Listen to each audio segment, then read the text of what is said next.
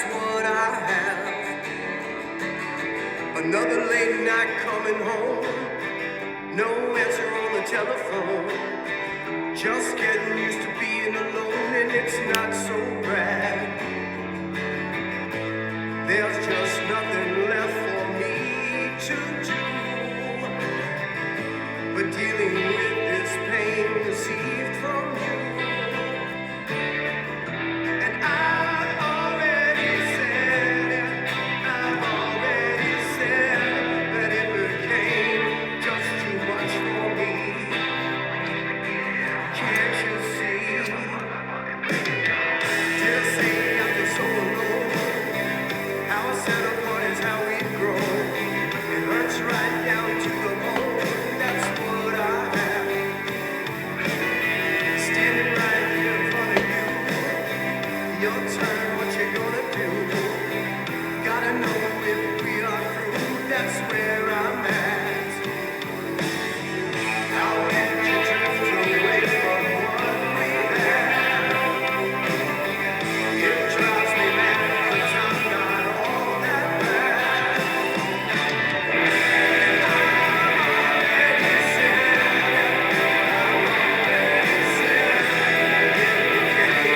Just too much for me.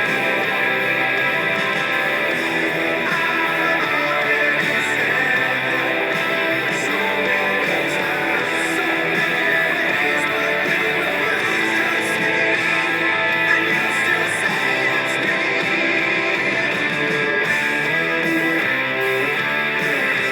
I tried so hard to give it all to you. If I could get what's right is now and through. Now you know it changed what I said. There you go again.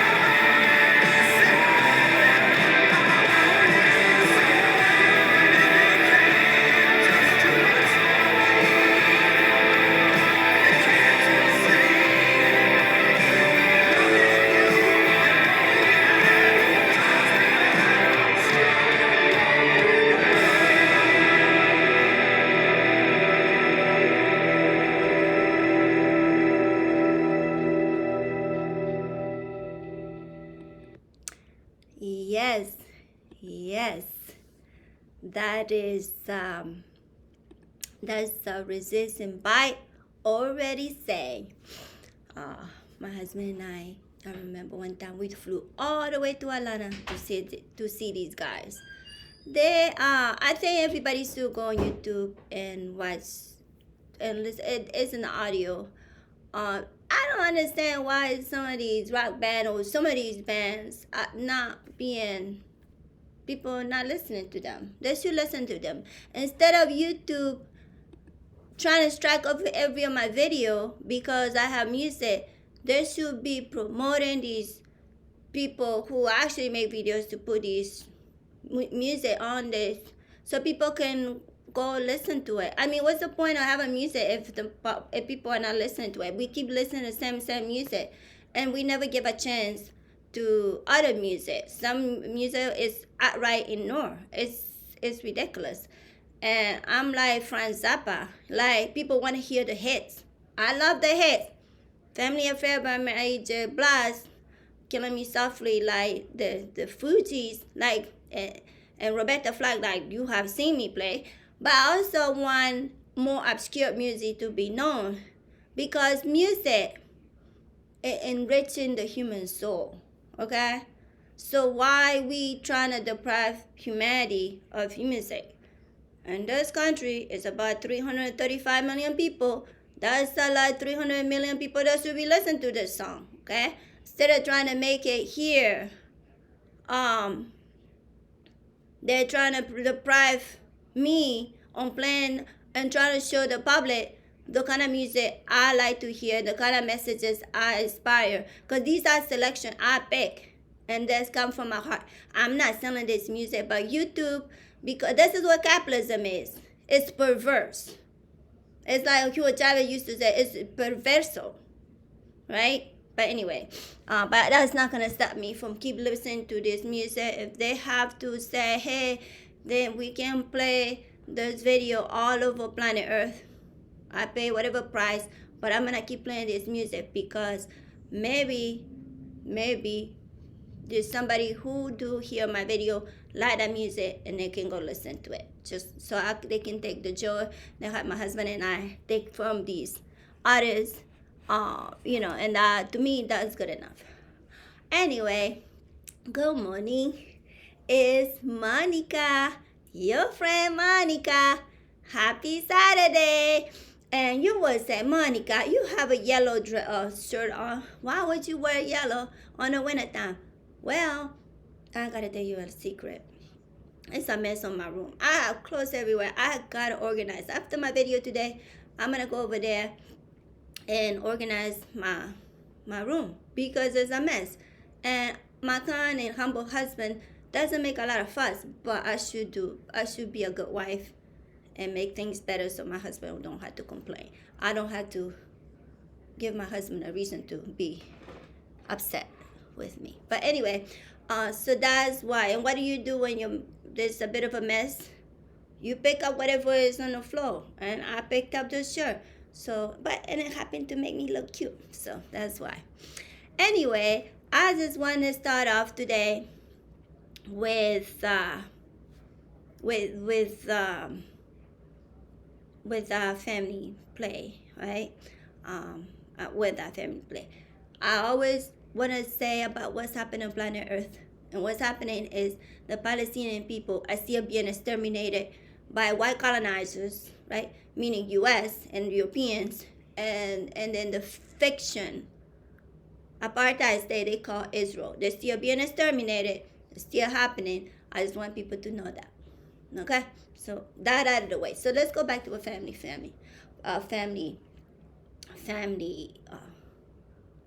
drama, okay? Which I now call as a play. Because there's up to, honestly, the episode a couple of days ago, I didn't even know this is a play. But the more I bring this drama to light, the more I realize, oh my God, this is all a play. And this is not the first time that play happened. The first play was, I kept it just me and my husband. It was a play that I only enjoyed me and my husband. Typically, when we go take our walk at a trail, right? And we enjoyed that play for a long time until the play finally fade out. But this play seems like it's here to stay. And I'm going to keep recording this play until however it's concluded. But for me, this is going to keep a play you can expect to see mostly every day, except if my husband wants us to be traveling or something. But this is going to be a play, okay? This is a play. This is a setting here. It's always going to be here. If I'm not in this house, and you don't see the backgrounds that you can expect to see back like this, it's not gonna be this play. This play is gonna be in this chair, in this setting. So this is the play. I'm narrating this play, and as you can see, we have characters in this play. The characters, you're not gonna visually see them, but they're gonna be narrated through me. So I am the narrator, the producer of this play, Monica Augustine, and now I introduce you to the whole thing. I'm Monica Augustine. So this play, this family drama play, is the Augustine family, right? I hinted at that yesterday, if you remember. I pointed out a few things, right? Yesterday, I introduced you, or the day before yesterday, I introduced the fact that we used to go to a Christmas party that was larger than the what I call the Augustine family. And I'm gonna tell you a little bit of what Augustine family is. The Augustine family is the principal character, also known as Jean. That's our family, right? She's the matriarch of this family. All right. Now, remember, Augustine is our family. And everybody in this character is the characters of the show are members of this particular family, okay, including me, okay. So that's one thing I wanted to point out for clarification purposes. Another thing that I want to say is that I have been talking about uh, uh, principal character, um, grocery bag, right? The grocery bag is a star in this show, okay? It's a big star. And I'm gonna keep making the grocery bag in a star. I'm gonna keep that star in this play because that star is very important. For me, it does a lot of work for me, okay? It does a lot of work. And I'm just gonna respect the work that grocery bag does. And if you remember going some of the episodes back, what I say about this grocery bag, right? This grocery bag is was American flag, and it said the land of the free, the home of the brave, and I said that grocery bag is misleading, right? It is truly misleading because if you notice, if you are following me on Facebook, right? You know that on Facebook I always publish everything on my as Monica Augustine is with David Augustine. Yeah. Right? You know, David is also in this play. He has an extremely minor role, okay? He's not gonna be doing a whole lot. Although he is implied on almost everything, but he does not himself do much. So David, I always publish that. Hey, I'm sure if you take the notification, you love to see my notification say, hey, Monica Augustine is with David Augustine. But if you follow me on Facebook, you'll notice that yesterday I took a screenshot of the White House tweet where they say, and I'm quoting here, so because I literally took a screenshot unless I already deleted, because I tend to delete things really fast. But let me see if I still have it. If I don't, I can always go on Twitter. Let's see. Let me see. Yep, I didn't delete it yet. It's right here. All right. So this said from the White House at White House, which I do not follow because I don't have to follow them. They're gonna let me know anyway. Twitter is owned by a white supremacist known also as Elon Musk, right? So I'm gonna know what they say, whether I want it or not. So I don't have to follow. No, you're damn right. I'm not following the White House. I'm not following. I don't have to follow anything public, and nobody public. It's not necessary. Because they're gonna, in fact, they deprive me of my followers. Everybody I follow, I do not see their tweet. I literally, if I really like them, I had to go to their page. Now, after doing that multiple times, then they are forced to give it to me. For example, I follow Dr. Anna Hussein, a medieval, a medieval scholar and an Islamic scholar at the Queen University in Queen, Canada. I like everything with Dr. Hussein and his office hours and everything he does. I literally had to hear through his page multiple times. And after doing that for so long, that's when they finally let me see it, because they, oh hey, maybe Monica wanna see Dr. Anna, who said we can force her whatever and shove in her eyes. She really, then they have to see. Now his cohorts that he have on the gorilla history and in the gorilla history podcast, Henry Gakamaki, I can't see none of his tweets. And I know he's on Twitter, right? So I have to always go see if Henry is there, right? And I can't see his tweet, right? I can't see the people I follow. Like this is hell. I have to go out of my way to see what is being said. This is hell. All right. So what I'm trying to say is they don't even want to see the people I follow, but they do want me to see what the white supremacy house has to say, or what the what the right wingers have to say, or what what those colonizers had to say. But if it's other ideas that could be potentially knowable by me, no, I can't have it. So anyway, I don't have to follow it. I'm not following. As you can see, I do not follow the white supremacy house. But I saw this tweet. And the tweet by the white supremacy house say, when life gives you lemons, marking John Lemon. This is stenographers that used to work at CNN. When these white degenerates are still feeling bad, still feeling of, they're starting targeting stenographers. Literally, the poster child of white supremacy, what gives them legitimacy, because hey, John Lemon, he's a black guy, he's on propaganda channel CNN. Oh, see, U.S. is not racist, right? Even though it's fascist and shit. It's a black guy, right?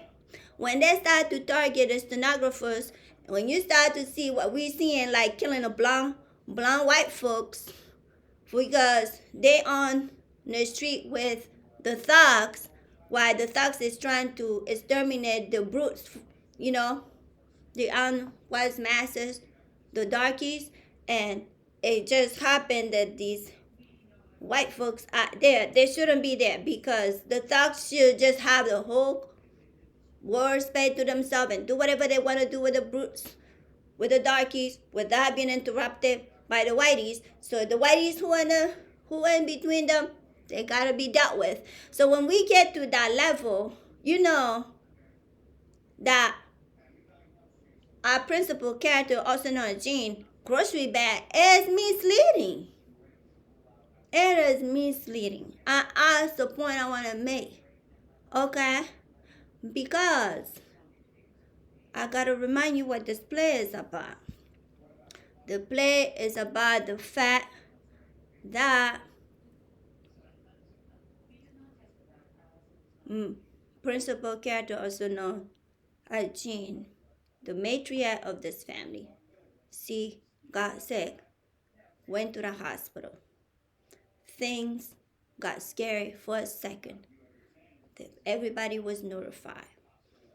Everybody should include the Brownie in the family, also known as the villain, also known as David's wife. But there was somebody decided, a decision was made that everybody can go see the principal character, also known as Jean, in the hospital room, in the ICU room, except the Brownie. That's the genesis of this play. Okay? And my argument is why another decision was made, why it was necessary for the principal character to take that bag. That grocery bag. Now me, I have a lot of groceries bag. I have all these. I have teachers mess, right? I have the Salvation Army. I have the Goodwill, right? I'm telling you what kind of groceries bags that I typically have. I have Juasco. I used to have Dominic's, right? I have a Trader Joe's, right? Some Amazon, some Target, some Walmart. Those are the bags that, hey, those are very much United States bags. Okay, it's not like hey, this is not Che Guevara type of stuff here. I'm just saying those are Americans, United States bags. But this particular bag is a message, okay, that our principal character was sending to us, and I'm arguing with this message, right? Because the principal character is obviously telling us is she took out of all these other bags, and that's the one she thought that needs to be going to the hospital. We got to interrogate this bag, right? So that's one point. Now that bag, let's just put that bag on the side. There is something else that was in the hospital. The hospital with our family here, right? Now I have already introduced, I think on episode number 2 of this drama, right? Before I knew that this is gonna be a whole play, I say that Christine, also known as Power Attorney, I say, and if you go watch the video, I have a white shirt on. It's the second episode of family drama. I say that she is the power of attorney. Now, nobody, I just want to make it clear, nobody told me that Christine is power of attorney. But it was implied. Okay? Why? And if you go see the episode, I said that too. I said, you know what? Christine has to be the power of attorney if she's making decision for Jean. Because mind you, the principal character, also known as Jean, she had 3 children. She had 2 boys and 1 girl. The 2 boys, one of them is my husband. Uh, and also the minor character, also known as Tom. And and principal character also has somebody has Henry, her common-in-law husband, right? None of them are making decision on Jean, because my husband would they not ask my husband anything, right? For example, and I know it because I'm with my husband. Everything they can talk to my husband. Everything I know, and I know my husband doesn't make no decision on Jean or anything like that, right? Only thing is, through this power of attorney, there have been hintings and dramas that I actually never got involved with, and I kept myself aside of it because they were not involved with me, and I knew my husband can handle the situation. Now, if my husband was having trouble handling the situation, then I would have gotten involved, okay? But my husband, he know how to handle situation actually. So I just like, no worries. That's just stuff, right? There was no need for me to interrupt, and nobody knows that I know some of the, you know, situation with the power of attorney with my husband. But so that's what I can just say. But going back to this power of attorney situation is the fact that once we got in the hospital, right? Me, my husband, also known as David, and supporter of the villain. Remember, I am the brownie, the villain, and I and David's wife. So those are my roles. Um, when we got there, me, my husband, and Emily and Lacey, also known as David's daughters, we got in, and before we can get to the room, the hospital room, where the principal character was in, also known as Jean, we were stopped. It said she's being moved from the fourth floor, and they're gonna move her to the third floor. Okay, that's what we were told. So we they not even make it to the room. So we were in the hallway, lingering there, and that's the only time that I, Monica, had a chance to see Jean. So Jean did not want me to see her at all. That felt miserably for her because I actually saw her, and that was in the what do you call it, in the hallway, right? I saw her, and that's why I was able to say that she's gonna be good, and I knew it, that she's gonna be good. All right, I knew it. Why do I know these things? Because I do something called reading, and I also do something called thinking, and I also do something about virtually being alive and being 50 years old. Okay. I don't know if people just think your brain and for decoration, or I don't know, but I knew she was gonna be fine. I literally knew it. Okay.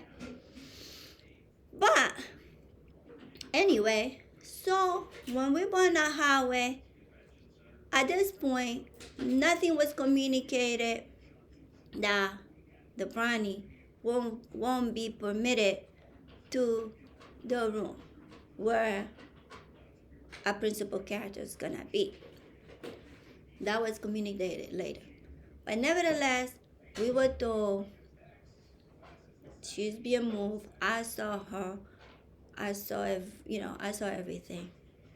And Lacey, also known as David's daughter, she started crying. Okay? Now, I won't comment too much about that because it may be another episode or something like that. But nevertheless, I didn't want Lacey to cry because I knew everything's gonna be fine, right? But I was not given opportunity to be able to say that at that moment yet. In this hallway where they were moving Jean, but I just Daisy did her cry and everything like that, and I was composed and confident that this will work out. So then, when we took the elevator, went downstairs, all of us, and I'm gonna specify who were in this group, right? It was me, it was my husband, they also known as David, also known as the support of the villain. It was Emily and Lacey, also known as David's daughters. It was Christine, also known as an attorney, and it was Henry, also known as Jean, the principal character, husband-in-law. So we went down, and then they said that we have to go to the waiting room, right? Because they were moving, that we need to give them time for them to set Jean up in the ICU room. We have to give them time for them to accomplish that, so that we gotta be in this waiting room at the ICU floor unit, floor number 3. Slowly, we walk in the room. Okay, we did. We walked inside the waiting room. Everybody picked up the chair. Now, what I do remember very vividly is that before Christine, also known as the power of attorney can sit her ass down, she was saying that she was instructed everything was gonna need to be done. He said we gonna go. It's gonna be 2 people at a time to go see Jean, and that's what I knew, that there's a time limit of how long you gotta go see Jean in this ICU room. Remember, this is also a principal character. And she specified those protocols, the rules of the engagement here. So me being a good student that I am, and a good listener that I am, and a good observer that I am, I was like, oh great, that means since it's 2 people, I am gonna go with David. And before she's still standing up. She has not sat down yet. She said, no, you're not gonna go. Everybody can go, but you're not gonna go. And then I'm like, why not? And then when I said why not, that's when she said that this is not about you, right? I'm like, who are you making this decision? Like, why I cannot go with David, my husband, right? She said, I can't go. So at that point, me knowing logic and how normal family protocols should go, I was like, hey, it's not your decision. You can make that decision. And I also asked her, under what ground can I not go? Now, at no moment that she told me there that that it was Jean or anything or such, right? At this point, I have nothing against the principal character.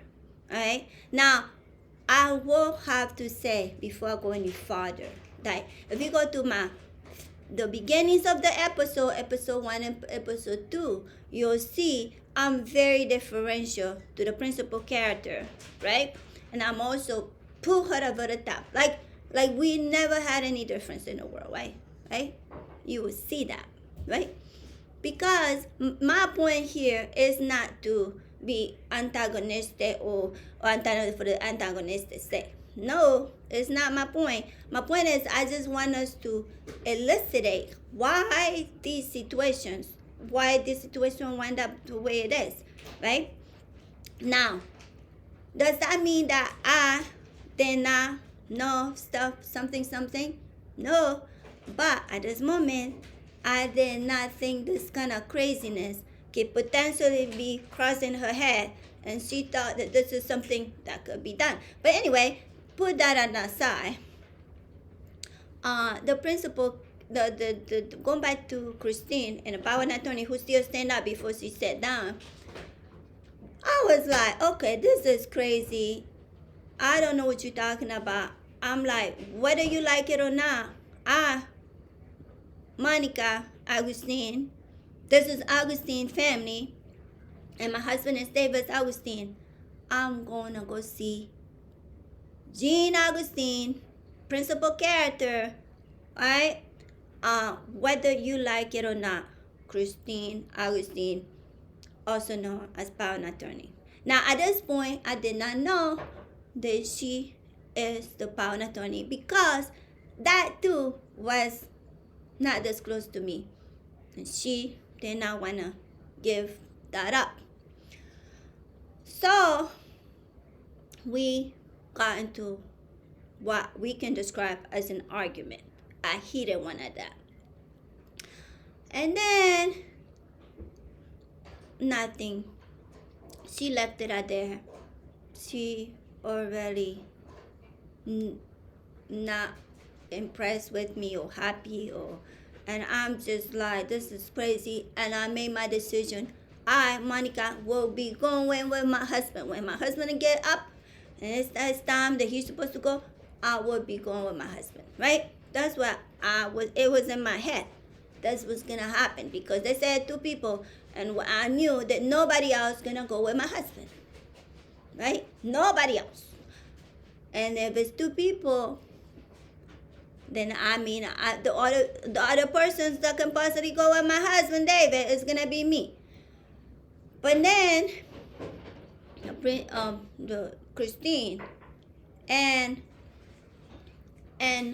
Henry, also known as Jean common-in-law, somehow they got out the after. But finally, she sat down and sat there. We all kind of quiet, and me there, kind of like feeling. I was feeling like a disabled child who is forced to go to the short bus while everybody else going to the regular bus. That's how I was feeling. Okay, I was just feeling like that. And when you feel like that, what do? You just talk to yourself and just feeling kind of bad about shit, right? And I'm just complaining. I'm like, I can't believe these white folks are doing that to me, the brownie. But no problem. Then she and Henry, they went out there. Now I have to specify. When they went out there, now I don't remember. It could be that the whole time that we were coming from the hallway, coming from the fourth floor to the third floor, walked to the hallway to the waiting room. She had Jean grocery bag, right, with the land of the free, home of the brave, American flag. And she also had something else I want to introduce. Because if you remember on my Facebook post, I say I'm going to speculate about the power and attorney's papers. Okay? Now, when she went out with Henry, Christine, and also known as power and attorney, she went out with Henry. Henry came back, but she didn't come back. Henry came back to the room. And Henry was like, look, Monica,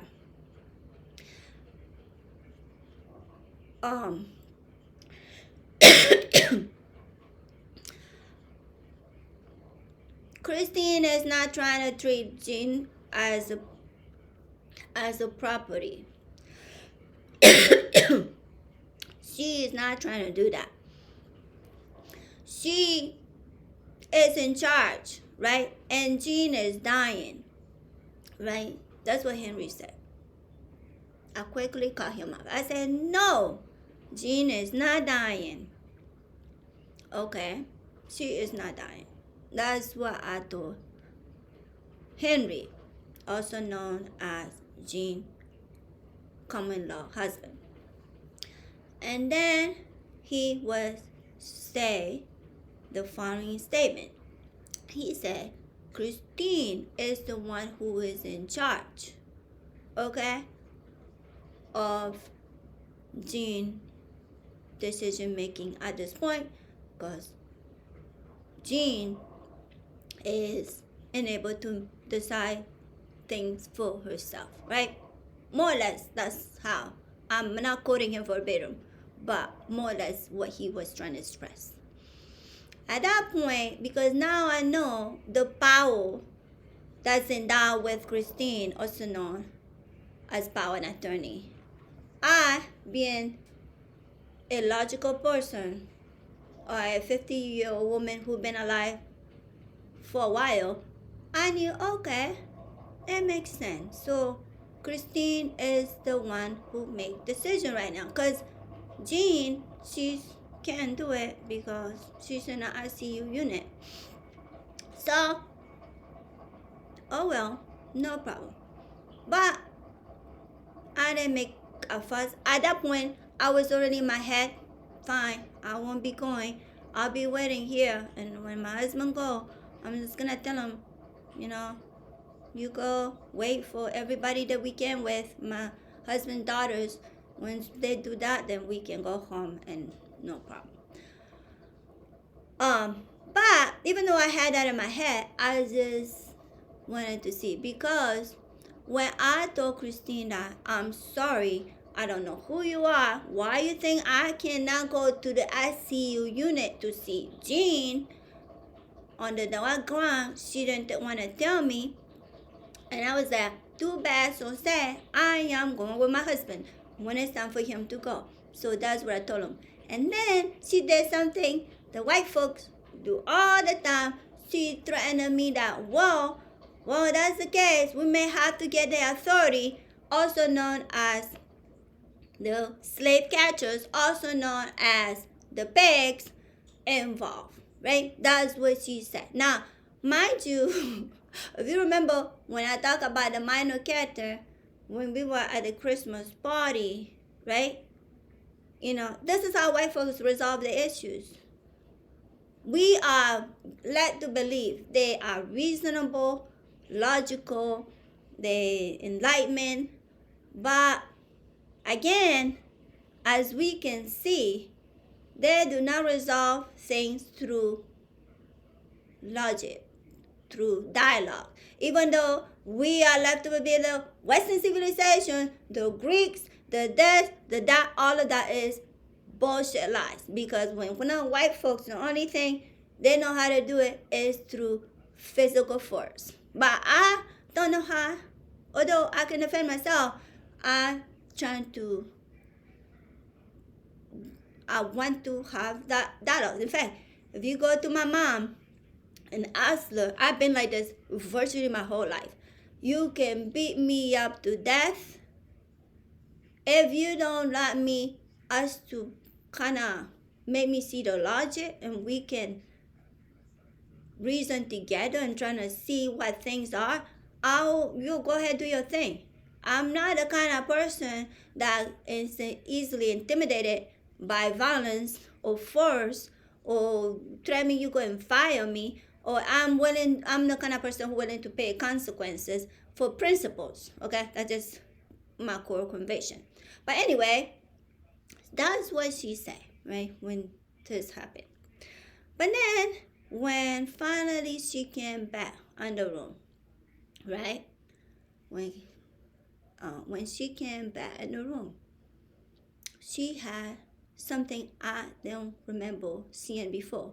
She had Jean groceries bag that I've been saying about with the and the land of the free, the home of the brave, a blue bag. Oh, by the way, I've been trying to look for that bag. I'm trying to buy the bag. I can't find it.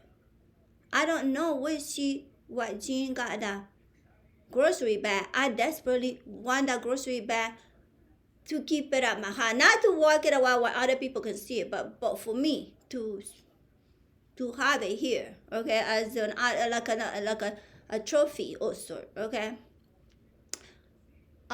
When she came back with the grocery bag, she also had another thing on her hand that I didn't see before. That called a stack of papers. So in that stack of papers, right, I suspect that's power of attorney papers. Okay? That's what I suspect. Now, I'm interested in the stack of papers for one reason or one reason only. Not to be nosy, not to know whatever else, how much richness, who Jean could potentially leave her wealth, or any of that. No, I don't care. Okay? That's not my business. But I do want to know if in that stack of papers there are something related directly to me. I'm not sure, and I hope you guys can help me. If in those stack of papers, Jean literally went to the attorney. Because remember what an attorney is. You got to get a lawyer. You got to write it down. And then you got to go to the court. The court has to put a stamp to it. I mean, that's a process. It's not the simple stuff. And then that's it, right? You literally got to go through the courts, right? Now that's public info. At some point, it's gonna be public information. I suspect, right? So right now, it's not like I can get the what they call it, the some order to get for me to get access to those papers to see what's in there. I can't do it right now, but I think in the future generation they'll be able to see. Well, let's see what was in those power attorney papers. That Jean, also known as Prince of Calcutta, did she really put in those papers that I, Jean Augustine, upon me being hospitalized in any hospital on United Snakes or planet Earth, I do not want Monica Augustine, okay, also known as the villain, also known as David's wife, the Brownie, to come to my hospital room, okay, no matter what hospital room, ICU or otherwise, right? I don't know what's in those papers, but I'm curious. I'm seriously curious what is in those on those power attorney's papers, okay? Now I don't know if that's what's in those papers, but I'm suspicious on those papers if they literally put my name. Just, I can't believe this shit. I'm seriously curious if my name was put in those papers, okay? Because that is a whole nother level of funny to me, because this woman literally have to specify in her plan attorney papers who not to have in her hospital room. I mean, it is absurd, but hey, that's just why I'm have this play. It's us. It's glorious to me. So I want to know more. Now this is a type family, like most white folks, right? They not. That's why they call us people color emotional, reactive. We and stuff, and they have no emotion. They well composed, well reasoned. When in fact, and then what we look at, I don't know, genocide is somebody who is well composed, slavering people, having police slaughter people right on the thing. I don't know if that's emotional. What I don't know what their behavior tell us about white folks, but my thing is, some information like this is important because I just wanted to know what's in those power attorney papers, right? Because if you remember, this did not start off me thinking that principal character had, also known as Jean, had anything to do with depriving me the dignity to go with my husband to see his mother who is critical ill. I thought much, much highly of her than that, okay? But now it turns out that she was involved with this whole thing, all right? Well, at least that's what we are told, right? Now we have not gotten, what do you call it? Overt confirmation from her, but we have gotten a what they call an implied confirmation with her. And what do I mean by that? I'll just give you a couple reasons why I think that may be the case, right? Now, with others, I already kind of I have no reason to, it was just no reason whatsoever for me not to believe Christine, also known as the power attorney, that she wasn't telling the truth. Okay, let me just put that out there. Alright, I just didn't. For whatever reason, I just knew that she was telling the truth. When she texted my husband, said, "Hey, Gina's doing good. She's look like she's gonna be alright." And the reason Monica couldn't be in the ICU hospital unit with Jean is because Jean did not want her have her there. Alright? That's what she said in the text. And then she went on to add her own 2 cents by saying, hey, Monica, leave her alone. Let her heal. Right? And I made a little comment saying, what? I'm not doing anything. I'm not in the hospital. I'm not in the waiting room. I did not go to the ICU room unit. I'm not any of that. I am literally in my house minding my business. So I don't understand what that was necessary to say that about me and text that not to me, but to my husband, right? Remember, I said that before.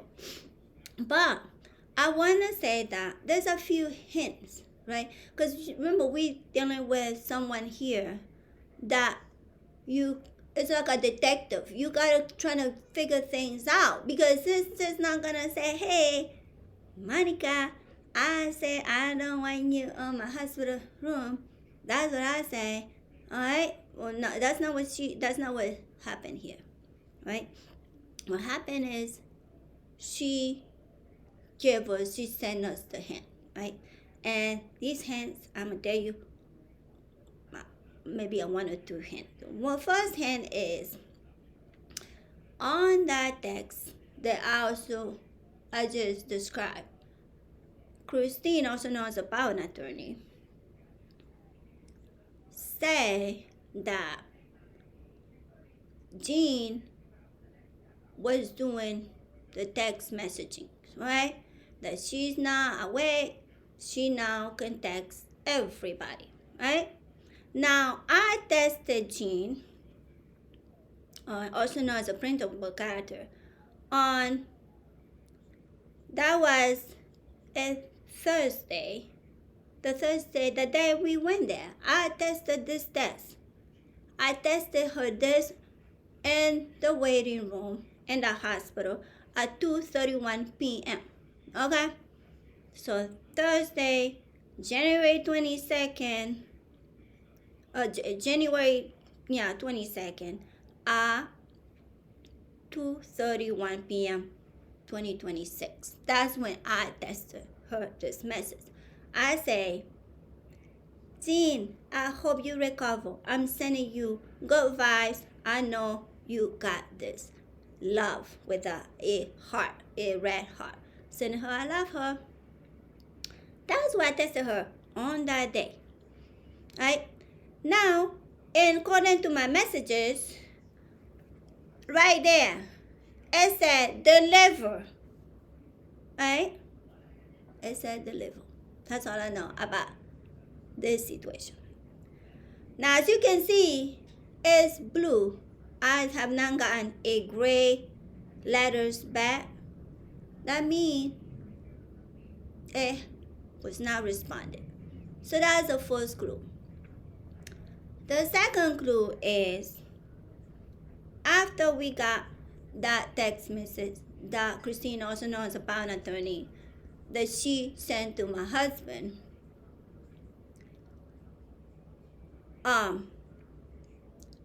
and I remember that was said that she was testing everybody, and I noticed that I didn't get no text, and my husband David, also known as the support of the villain, did not get. I said, do you get a text from Jean? She said no. I say, well, it's been more than 24 hours and she was doing texting.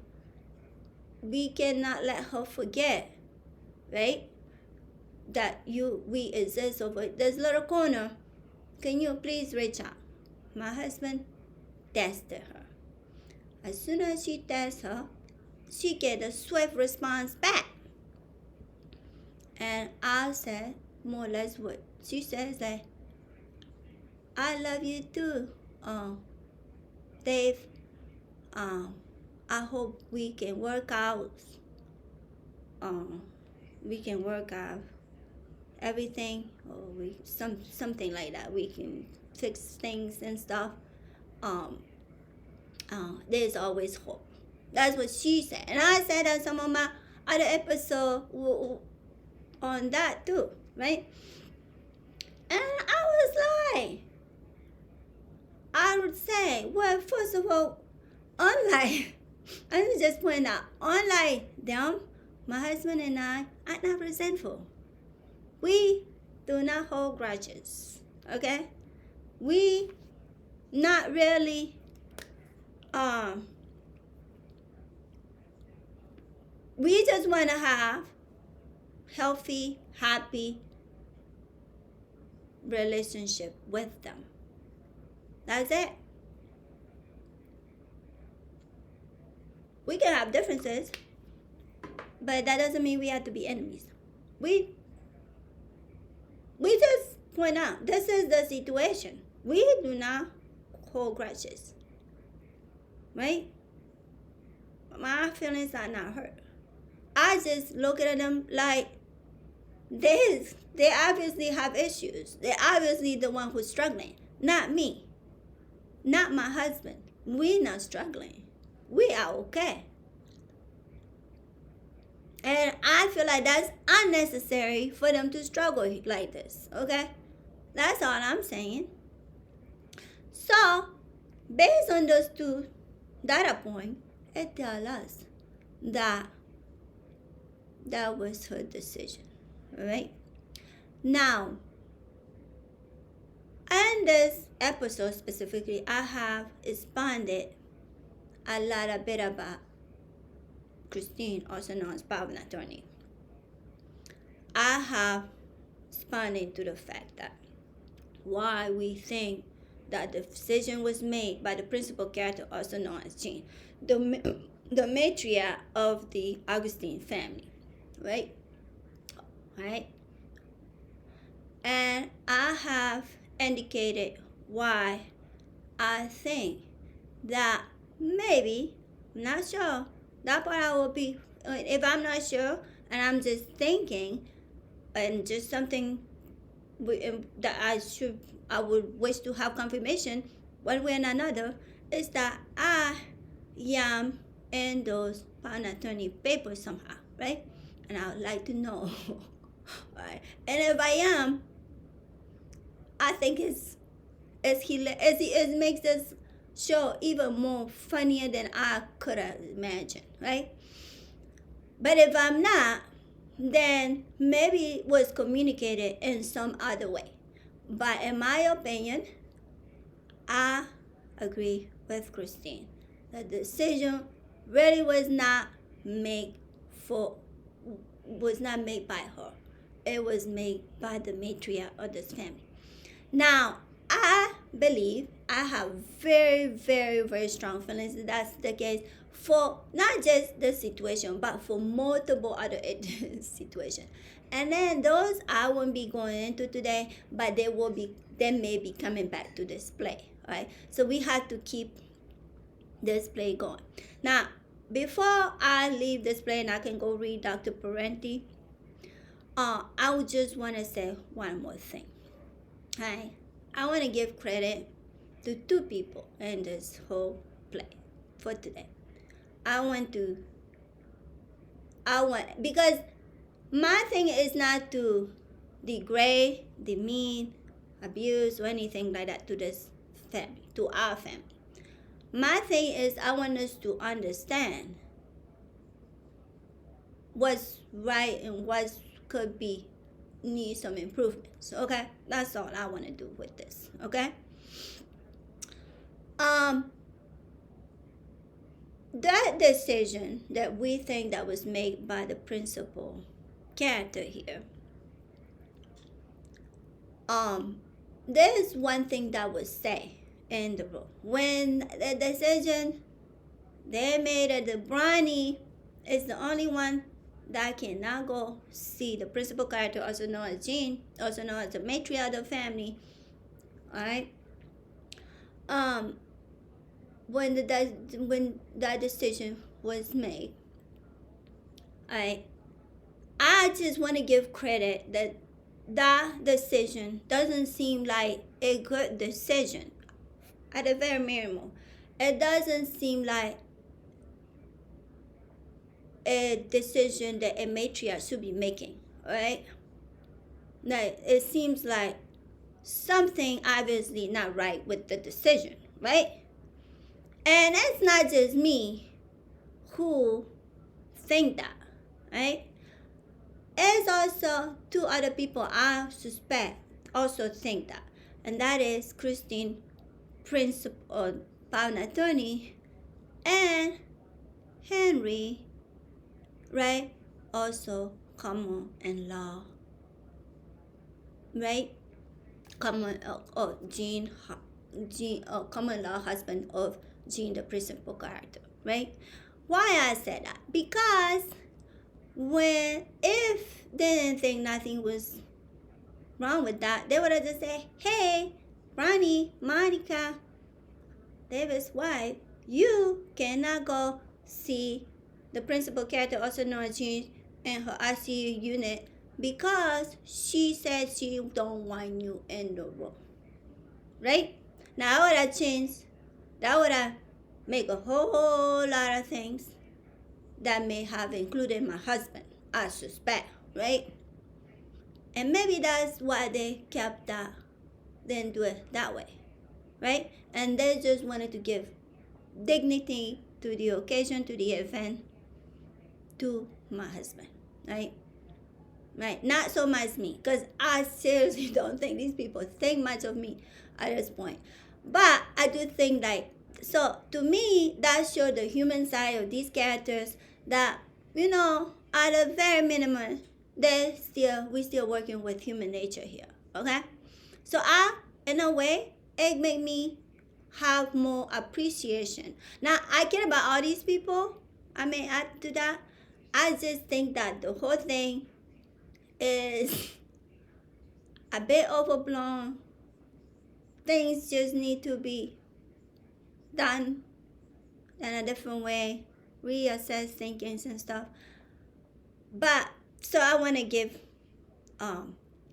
credit to Christine, also known as Pound Attorney, and Henry, also known as Jean Common Law husband, credit for that, okay? Because they preserve the integrity of the family that day, that occasion, that event, and that waiting room and the ICU unit, right? On the ICU floor, right? So I wanted to say that. But one last thing I want to say about this before we go to our reading is the fact that when the whole thing was unfolded, there's one phrase that I heard more than one time. There was two phrases. One phrase is that, "Hey, Monica, this is not about you," which it doesn't make sense to me, right? It's not about me. They specifically said that. Not one, but twice. Not one mouth, but two mouths. The first one was Henry. The second one was Christine. They said, "Hey, this is not about you." Do you think this is about me or not? Yes, it is about principal character, right? But the only person here that throw this whole scenario out of the whack, it seems like pretty much I'm involved. So you can't say it's not about me when you make it all about me, okay? So that's number one. Number two is that despite me being singled out, ostracized on the whole thing, I'm the one who was saying to this family that, "Hey, Gina is not dying. She is not dying. And this is why." And all I ever say is for them to give me credit for that. Because the whole thing about Lacey crying in the hallway and then stuff, it could have been avoided if she had a reassurance that her grandmother will make it alive and she will be just fine, okay? Because I think a lot exaggeration were involved here, okay? That's what I think. And the last thing I want to say is this. Um, escaped my mind. Anyway, that's fine. I don't know what was the last thing. Escaped my mind, and I don't want to force it, and I don't want to force anything that doesn't want to come to my mind through this whole scenario, because we will keep expanding this play. This play is an oh yeah, now I came back. What the last thing I want to say? Now the last thing I wanted to say is this: we did not get a text message from Jean since 2 days ago. Right now she's out of the hospital, and we are told she will be doing some rehabilitation. We have not heard, and I keep asking my husband every day, did you hear from Jean? She said, no. Now, that may change because I will intervene and make sure we can keep following how Jean is doing. Because at the end of the day, I want her well, and I just want everything to be fine. But I will keep with this play, because this play is very important, and I just want us to learn how things are. Not the way I wish them, not the way everybody wishes them, but the way they really are, okay? And that's how I will leave us for today with this whole play. And tomorrow we'll pick up, we'll pick up. Not sure who will be principal character in this play tomorrow. I suspect it may be the principal character, or it may be somebody else. But tomorrow we'll pick that from this play.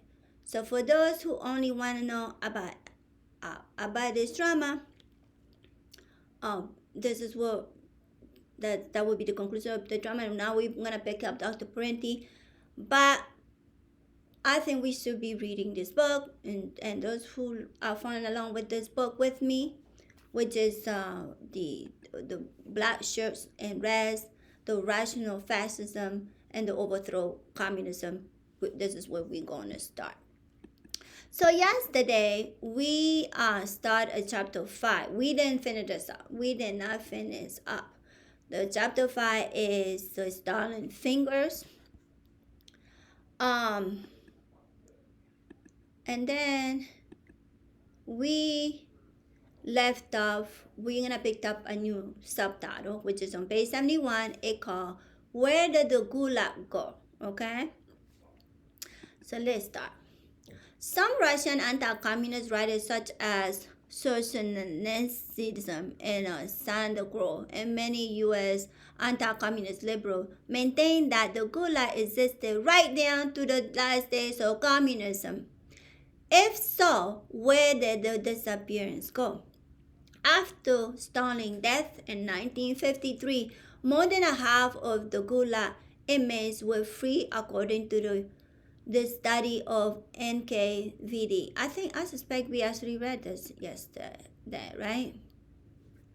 Did we read that yesterday? Okay, no, actually, let me say 1950. Oh, I think we read this yesterday.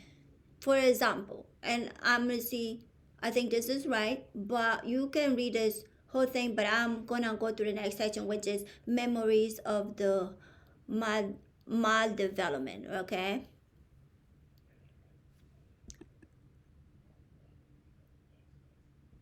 Okay, so I'm gonna pick that up, but before I do, I just wanna pick up on the where did the Gulag go, the last paragraph of that, okay?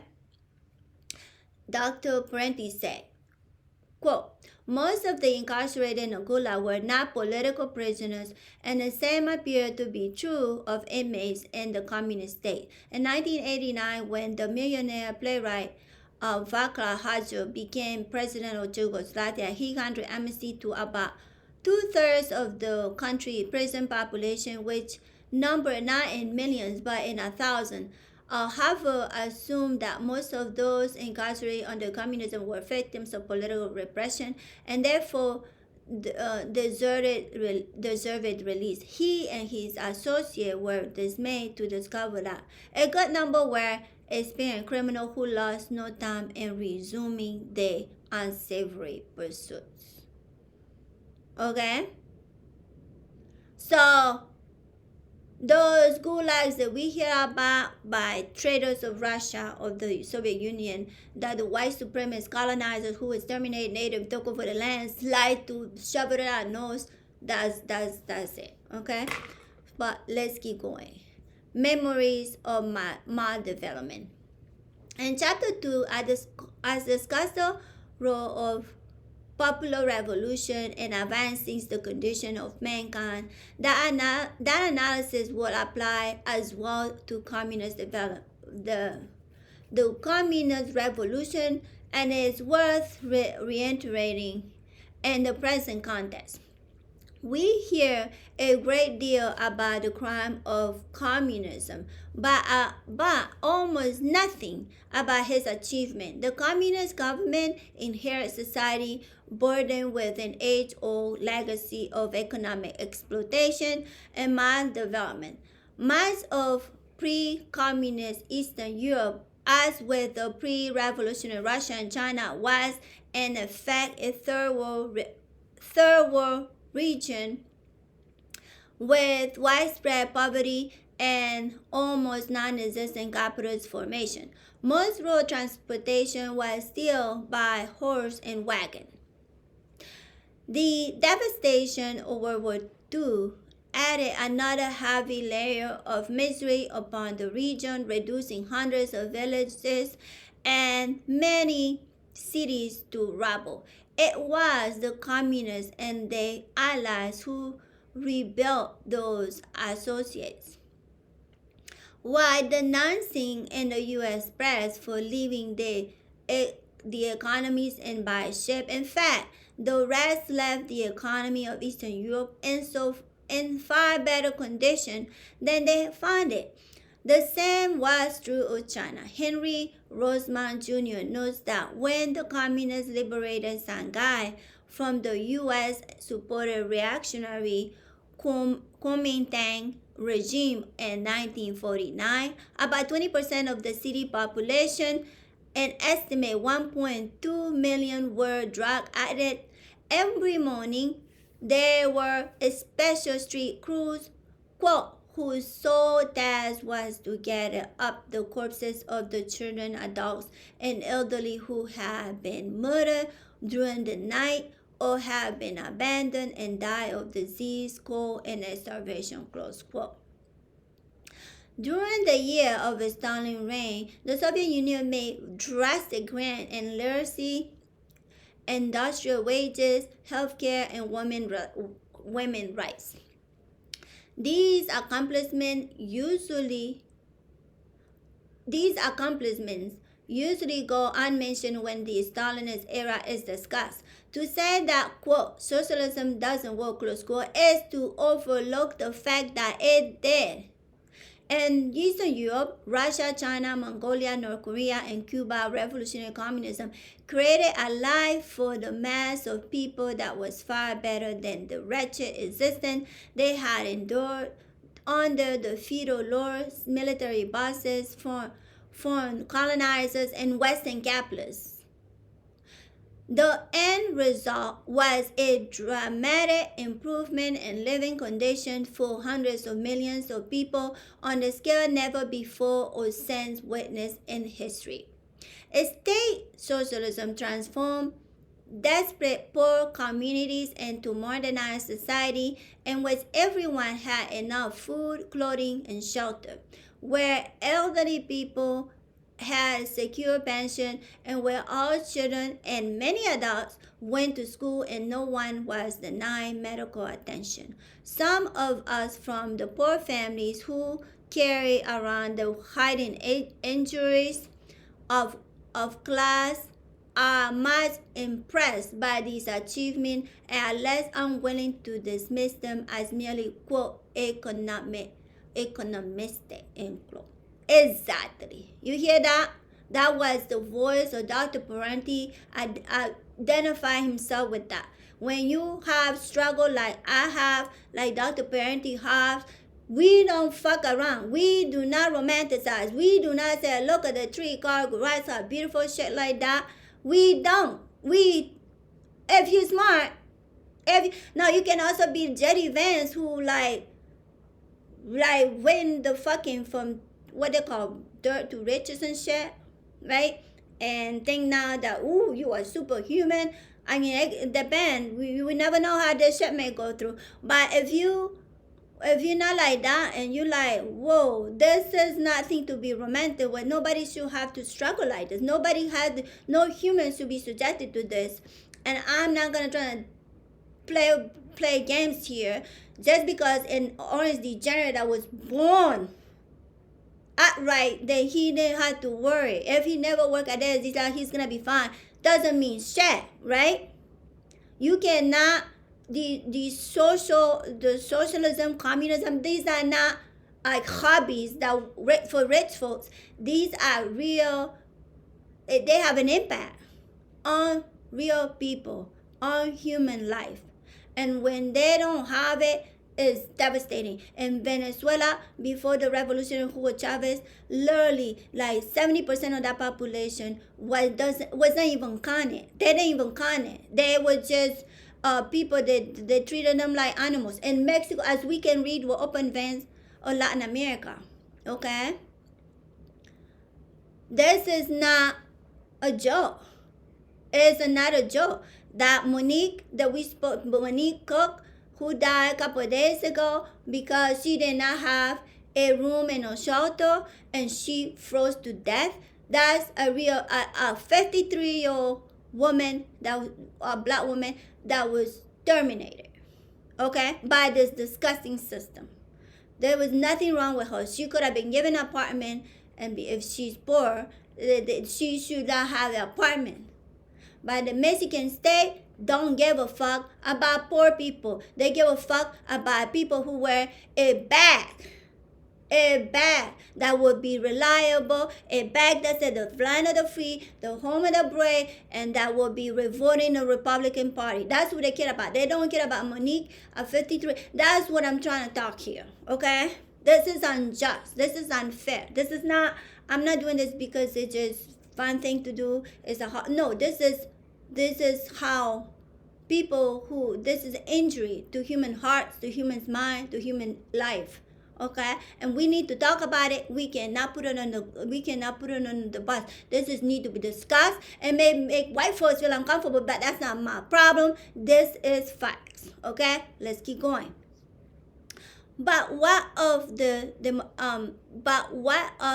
democratic rights that those people were denied? In fact, with the exception of Czechoslovakia, these countries had known little political democracy in the days before communism. Russia was a Tsarist autocrat, Poland a rightist dictatorship with concentration camps of its own. Albania an Italian fascist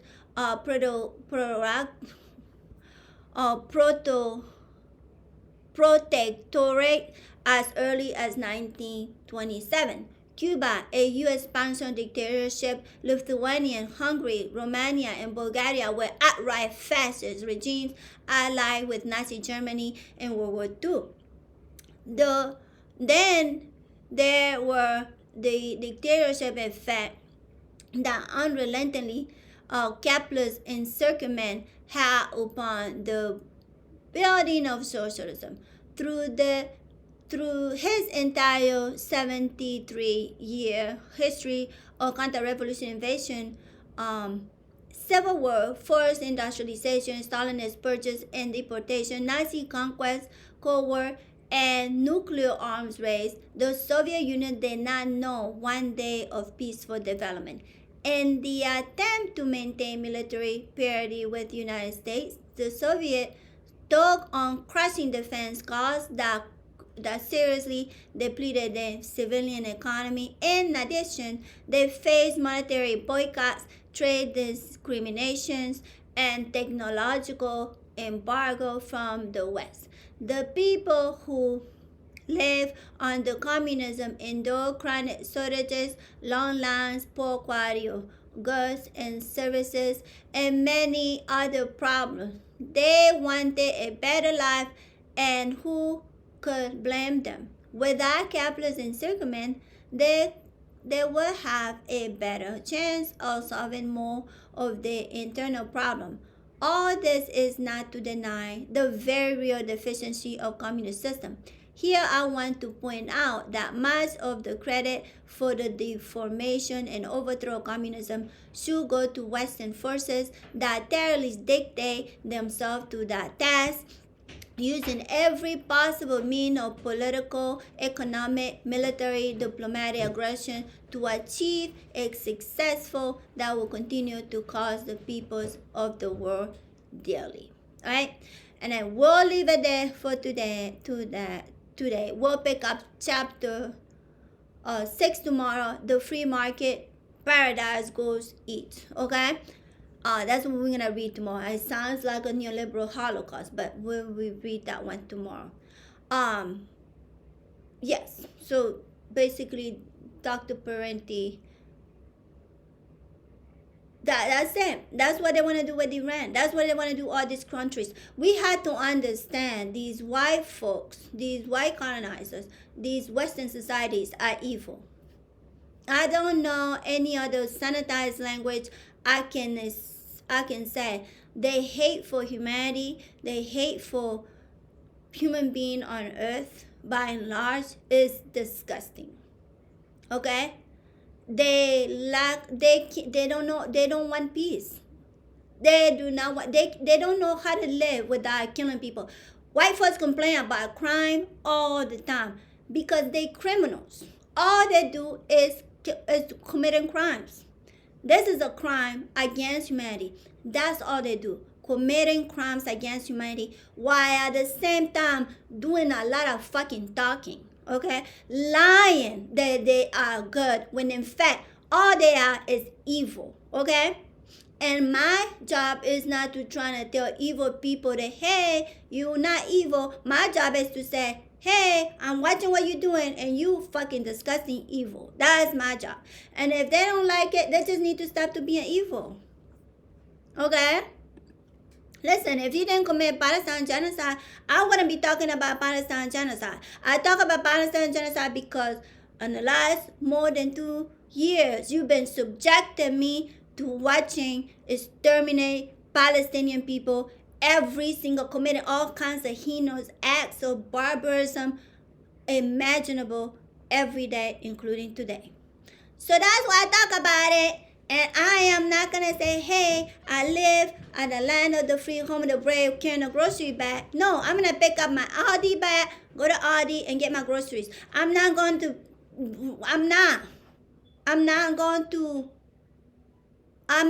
go market. There's no marketing for me. No commercial for your lies. Alright? And maybe that rub people the wrong way. And that's simply too bad. That's not for me to worry about. Alright? It's like W.B. Du Bois said on the sort of black folks. And when white folks say, hey, what is it to feel to be a problem? Right? To be a problem. How does it feel like to be a problem? And in my own I say, hey, I'm not a problem. I'm not a problem. I'm just not a problem. But if I am a problem, that's not my problem. That's your problem. Alright? So that's the same thing with this. If y'all don't want me to talk about the shit y'all doing, y'all should need to start doing that. And if that's not what, if you want me to talk about something else, give me another thing to talk about. But as long as everything you say, you do, that's what gets me my conscience. And y'all want me to read Aristotle. That's why Aristotle say, you can only say what you conceive through experience.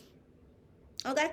So I am actually from Western civilization thinkers. So does not educate me for Western civilization thinkers and then hey, we shouldn't be talking about how raggedy we are, because that's not how it works. Anyway, that's it for me today. I'm going to leave us with our favorite. No soy de aquí, ni soy de allá. Or actually, we'll all live a Victor Jara manifesto. And I'll see you tomorrow. Switch to TurboTax With and file another your own taxes episode free in the app if you didn't file with us last year. Just the file with family drama, TurboTax Do It Yourself the by Augustine February family. 28th. Download now. Tedeschi Trucks Band, the Future Soul 2026 tour. Free Palestine.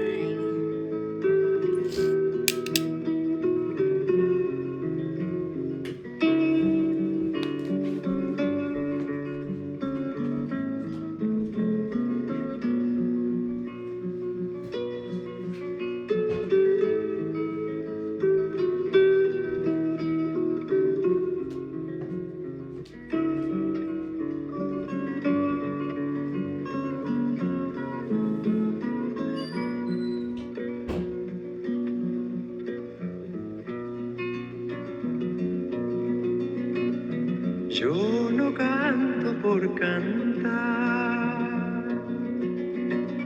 ni por tener buena voz. Canto porque la guitarra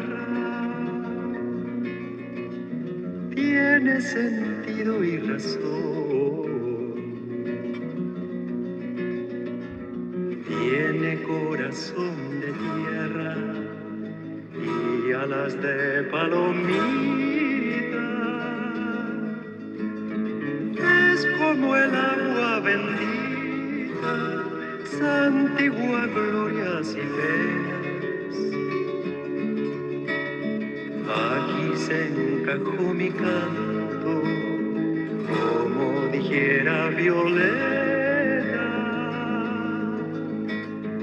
Guitarra trabajadora, con olor a primavera.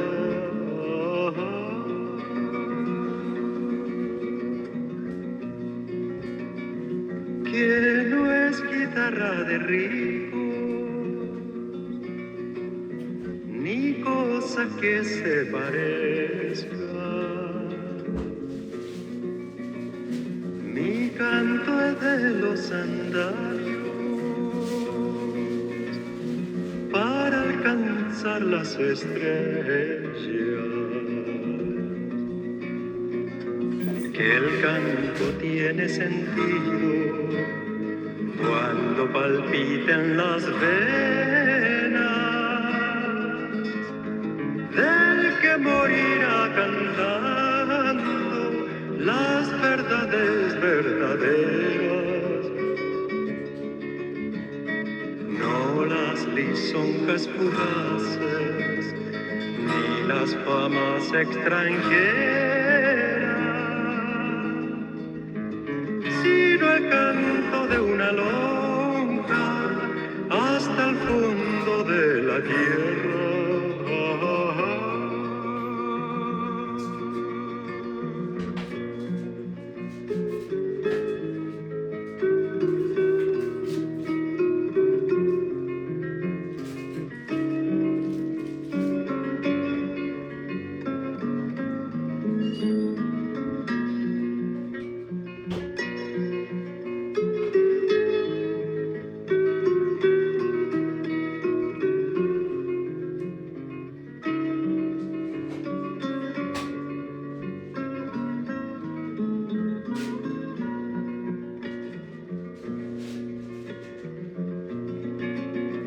Ahí donde llega todo y donde todo comienza, canto que ha sido valiente, siempre será canción nueva. Siempre será canción nueva. siempre será canción nueva.